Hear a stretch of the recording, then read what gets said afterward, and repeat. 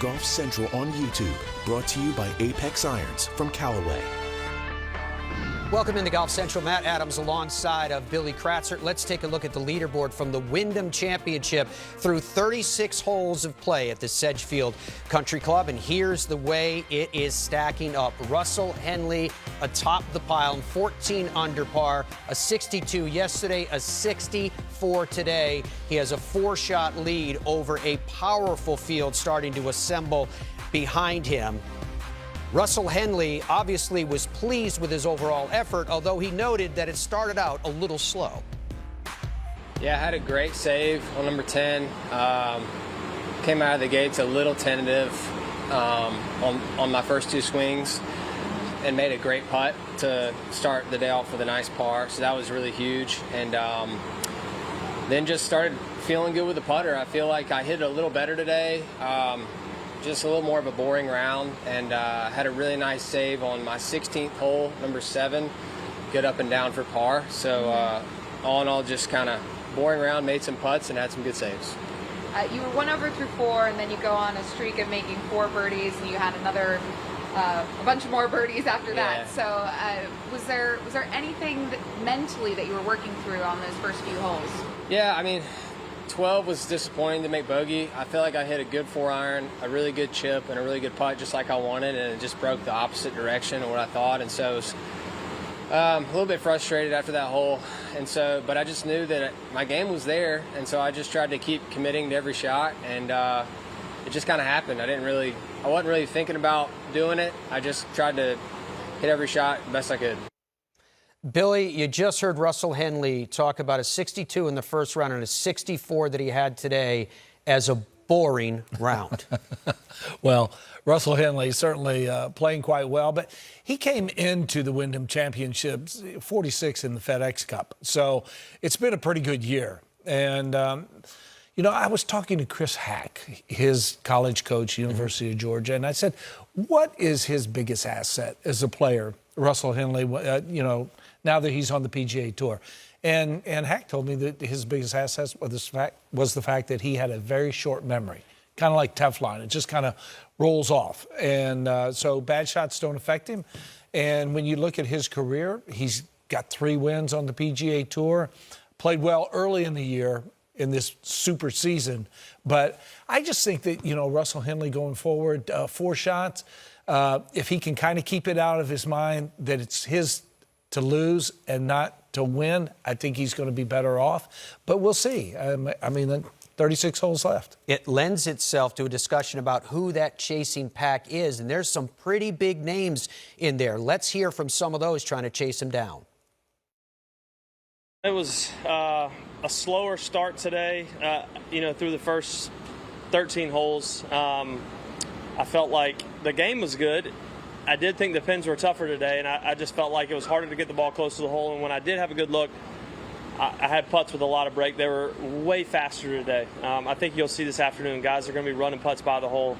So that was tough to get used to. I wasn't expecting that. But, you know, there's always runs on this golf course. And I went on a run, holes 5 through 9. I got 5 under on those holes, and I'm excited where I am. I'm excited for, you know, another good spot going into Saturday here. Was not expecting, obviously, to get off as good a start, and I think because of that, I kind of just took it a little easier. And you know, I got it going on the back 9 yesterday, and I think that's kind of where the, you know, maybe things started to go for me a little bit.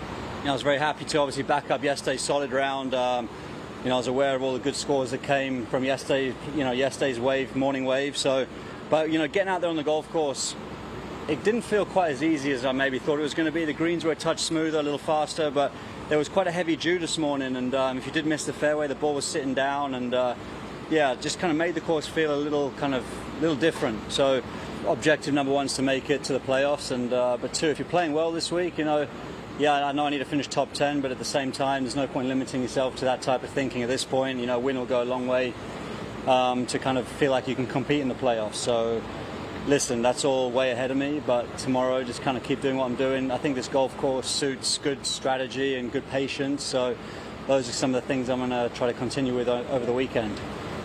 Sabatini is a 10 under par, and Webb Simpson also at 10 under par. Justin Rose at 9 under par. So two of those three that you heard from are major champions. The other one just won silver at the Olympics.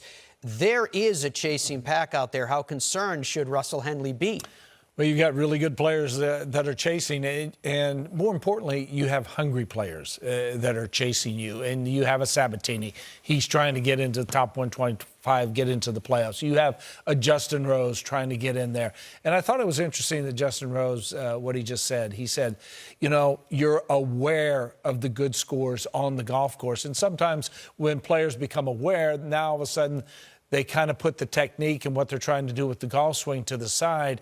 Now, all of a sudden, they have a score in mind, so now they go after that score, and I think that's beneficial for the players. In this week in particular, we focus on what's going on, obviously, in the top of the leaderboard, but we also look at what's going on at the bottom of the leaderboard because there are ramifications.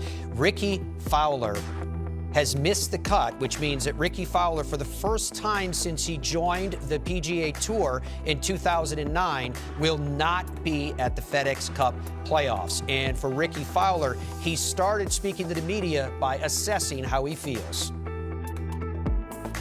Yeah, it sucks. I mean, you know, I know what I'm capable of. I've been up there and, you know, played against the best in the world and been, you know, top 5, top 10 player in the world for a number of years of my career. So I'm not in a position where I'm comfortable or where I want to be. So like I said, you know, with the season ending now for me, it's kind of just added motivation. Hey, let's figure out what we need to go do and let's go do it. I still feel like it's heading the right way.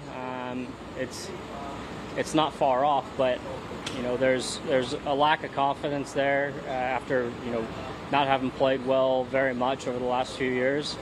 And so part of it is just need to get that built back up. A big part of it, too, is the reason I had some of those good results is, yeah, my ball striking was a little bit better, but the putter finally got back to where it should be. That's been, you know, something I've been able to rely on throughout my career and growing up, is I've always been a really good putter. And, yeah, over the last couple of years, I haven't been able to, you know, rely on that.